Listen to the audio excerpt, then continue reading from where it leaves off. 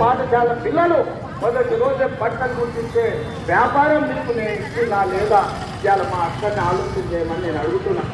ఇవాళ పాఠశాలలో నిర్వహణ అమ్మ ఆదర్శ పాఠశాల పేరు మీద పాఠశాలలు మీ పేదోళ్ళ పిల్లలు మీ పిల్లలు ఏ పాఠశాలలో అయితే చదువుతున్నారో ఆ పాఠశాలను నిర్వహించే బాధ్యత మా ఆడబిడ్డలకు అమ్మ ఆదర్శ పాఠశాల ఇచ్చింది నిజం కాదా అని మా ఆడబిడ్డలు నేను అడుగుతున్నా. ఈ రోజు నగదు ఉంటే గలగల నాటుంటే కుటుంబం బాగుపడుతుంది, పిల్లలు చదువుకుంటారు, ఇంటి గౌరవం పెరుగుతుందని ఇవాళ నిర్ణయం తీసుకున్న మాట నిజం కాదా?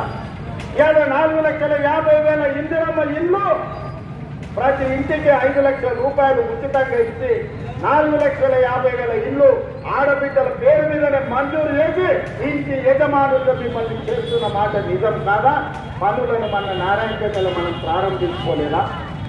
ఒక్క సంవత్సరం తిరిగే లోపల ఒక్క ఆడబిడ్డల కోసమే ఇన్ని చేస్తే విద్యార్థులకు నిరుద్యోగ యువకులు మీరు గుండె మీద చేయబెట్టుకొని ఆలోచన చేయండి.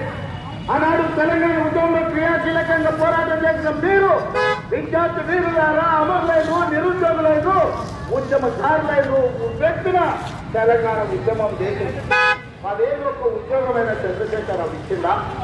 వాళ్ళిద్దరు ఉద్యోగాలు ఇచ్చుకున్నాడు. ఆయన ముఖ్యమంత్రి అయ్యాడు, అల్లుడు మంత్రి అయ్యాడు, కొడుకు మంత్రి అయ్యాడు, బిడ్డ ఎంపీ అయింది, ఓడిపోతే ఎమ్మెల్సీ అయింది, సత్తకును కొడుకు రాజ్యసభ చేసుకున్నాడు.